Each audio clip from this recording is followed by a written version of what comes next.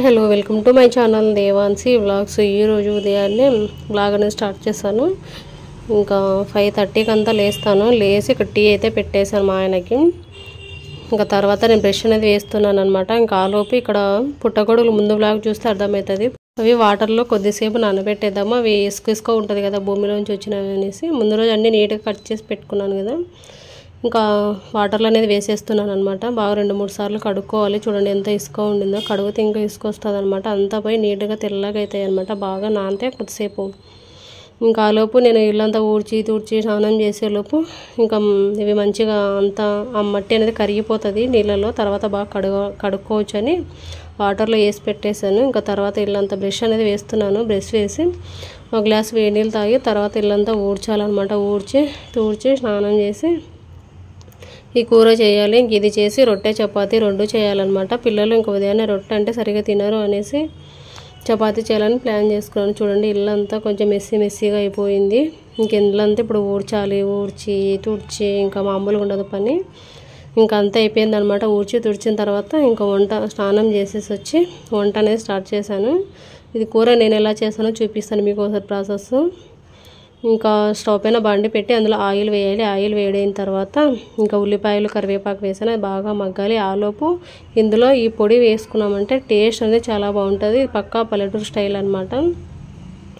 జొన్నలు ఉంటాయి కదా, పేలల్లాగా వేయించుకొని ఆ పగిలిన పేలాలు అనేది మిక్సీలో పట్టుకోవాలన్నమాట పిండిలాగా. ఆ పేల పిండి వేస్తే చాలా బాగుంటుంది టేస్ట్ వచ్చేసి.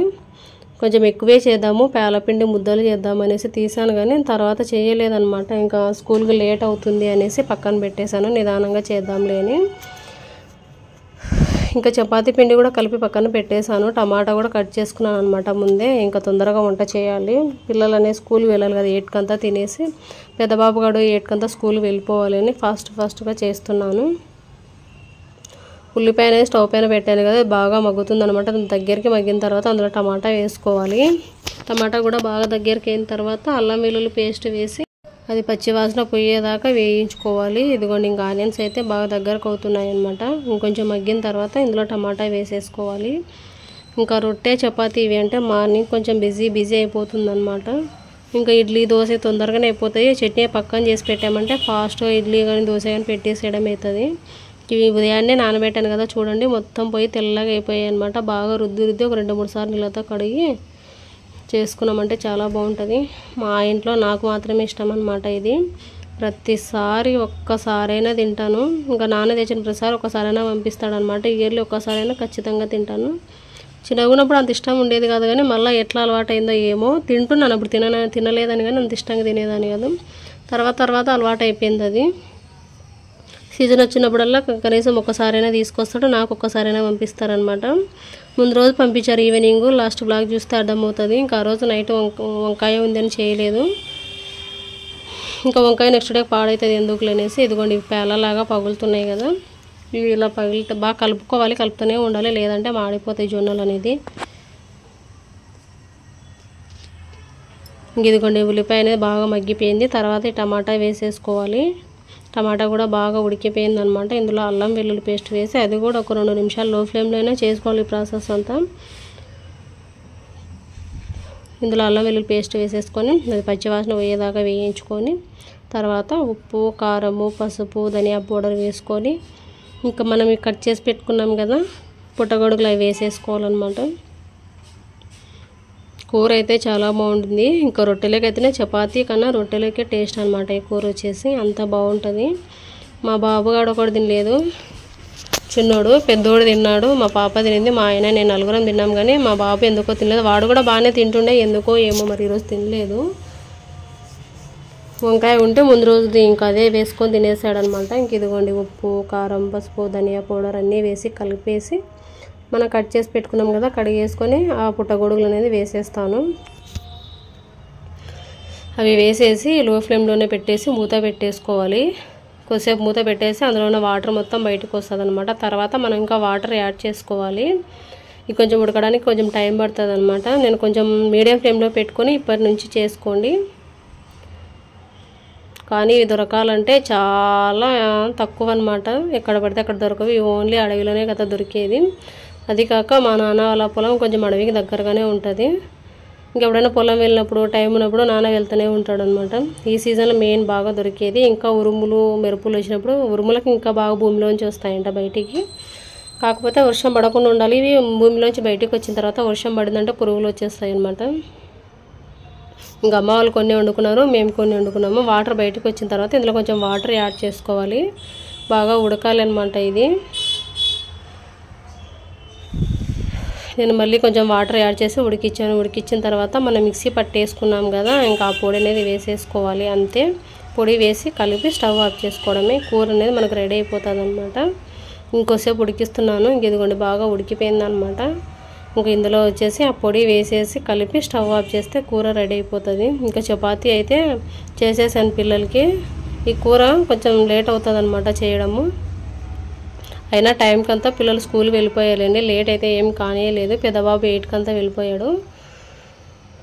ఇంకా చిన్నబాబు పాప వచ్చేసి వీళ్ళకి 8:30 8:45 అయితే వీళ్ళు 8:20 10 రెడీ అవుతారు కదా, తినేస్తారు కూడా.